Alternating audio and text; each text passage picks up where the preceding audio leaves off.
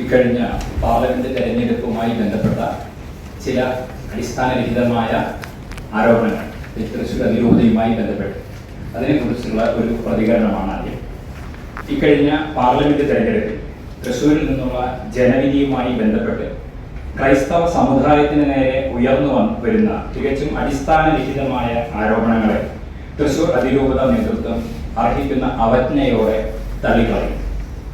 അനർഹമായ സാമ്പത്തിക നേട്ടങ്ങൾക്ക് വേണ്ടി അതിരൂപത നേതൃത്വം ഒരു പ്രത്യേക രാഷ്ട്രീയ പാർട്ടിയെ പിന്തുണച്ചു എന്ന ആരോപണം വേദനാജനകവും ഞെട്ടലുളവാക്കുന്നതുമാണ്.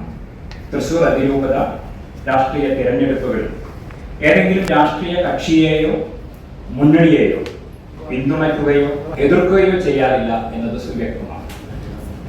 അപ്പോൾ ഞങ്ങളെ സംബന്ധിച്ചിടത്തോളം ഇക്കാര്യത്തിൽ എല്ലാ കാലത്തും ജനാധിപത്യവും മതേതരത്വവും മതനിരപേക്ഷതയും ന്യൂനപക്ഷ അവകാശങ്ങളും മതസാഹോദര്യവും ഒക്കെ ഉയർത്തിപ്പിടിക്കുന്ന നിലപാടുകളാണ് എല്ലാ കാലത്തും തൃശ്ശൂർ അതിരൂപതയും സ്വീകരിച്ചിട്ടുള്ളത്.